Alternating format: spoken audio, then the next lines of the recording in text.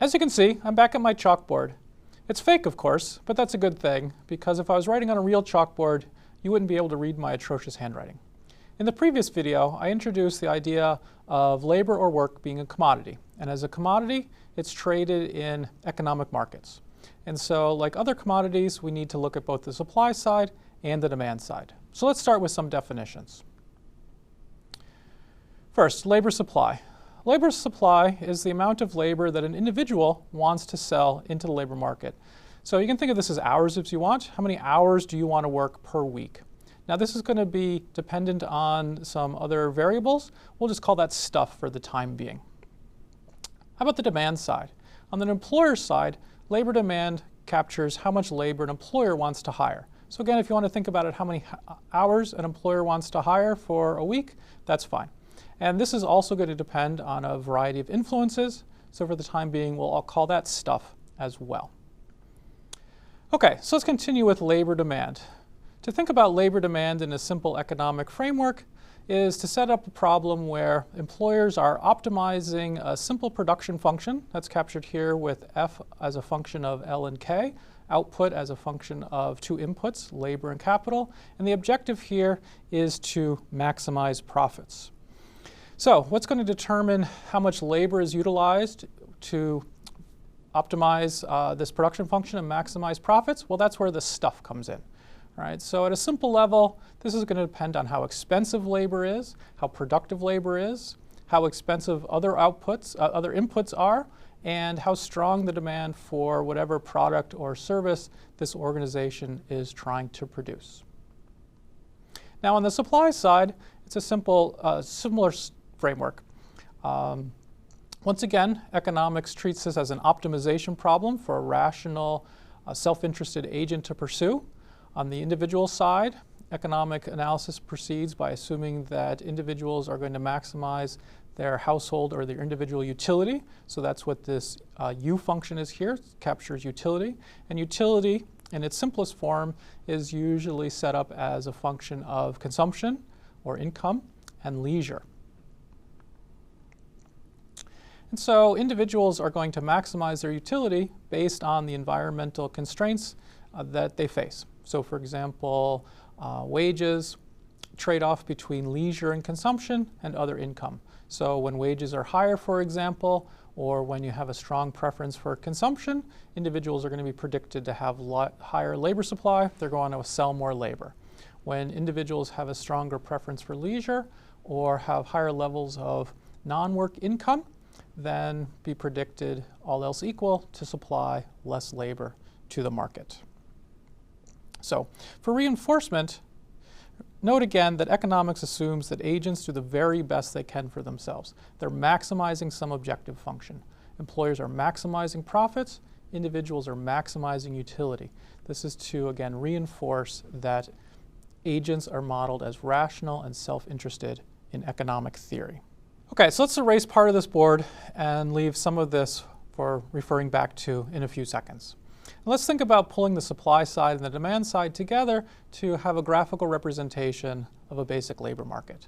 So we'll set up a quick graph where we have the price of this commodity, the wage, on the vertical axis, and we'll have the amount supplied or demanded of this commodity, labor, on the horizontal axis. Start with labor supply. We typically assume, at least in the aggregate, that the higher the wage, the more labor that's going to be supplied.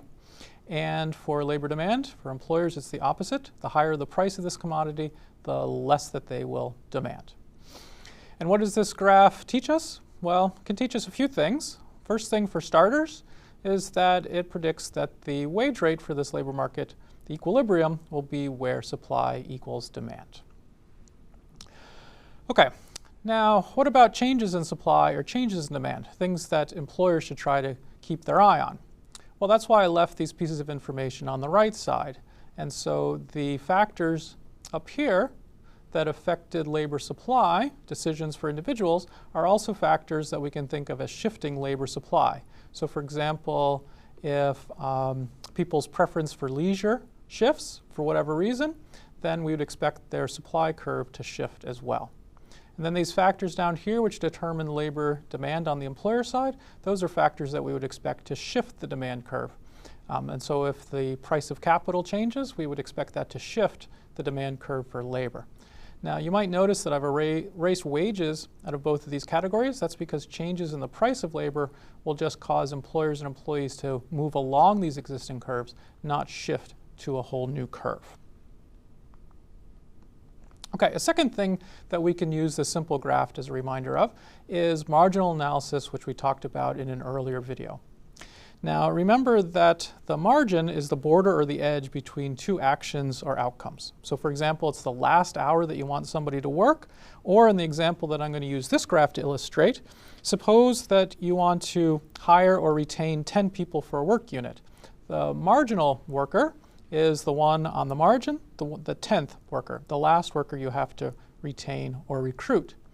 So this labor supply curve suggests that maybe the first 9 will be easy to hire or easy to retain. They're willing to work for a wage less than the competitive wage rate. But it's the 10th worker that you need to be concerned with in terms of recruitment or retention. And it's going to be that 10th worker, that worker on the margin, that's going to then determine wages and other terms and conditions of employment for the entire work group.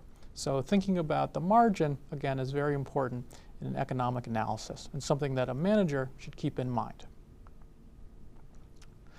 The third thing that we can look at from this graph is the importance of perfect competition.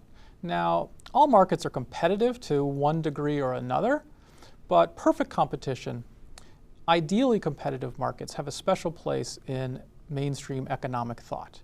And so markets are perfectly competitive when all agents, in this case employers as well as employees, have complete information, when transactions are costless, when property rights are legally protected, and other requirements are met such that all agents are equal. And when this is true, basic economic theory can show that there is no better way to allocate scarce resources. There's no better way to maximize overall welfare than relying on the invisible hand of competition in perfectly competitive markets. So in mainstream economic thought, in the neo-market liberal ideology, markets are king, and things that are seen as interfering with markets, things that are seen as distorting markets, like labor unions or government regulations, those are seen as bad. Now, whether agents actually are equal is a question we'll come back to in the next video. So, what should we take away from this video? One, all managers should pay attention to supply and demand. What is the strength of demand for labor in your work group, and what types of decisions are driving how much labor, how many hours of work, or other types of labor supply measures that individuals are willing to give to the organization and to your work group. Second, you need to pay attention to labor markets because you can't get too far out of line with what the market will bear. So in practice, labor markets typically aren't perfectly competitive, so you have some choice. Some employers choose to pay at market wages, some choose to pay above market wages, below market wages, which suggests that markets aren't perfectly competitive. However, you can't get too far out of line from what the market will bear. Lastly, economic theory treats labor as a commodity, sees it as a factor of production. Very little that we've talked about in this video has been different for labor than it is for any other element, different from apples or anything else. But remember, when managing people, right, don't rely solely on economic analysis. Yes, labor has elements of being a commodity, but it involves people, so it's a very special commodity. Okay, class dismissed. Hopefully it's not too cliche for the teacher to eat his apple.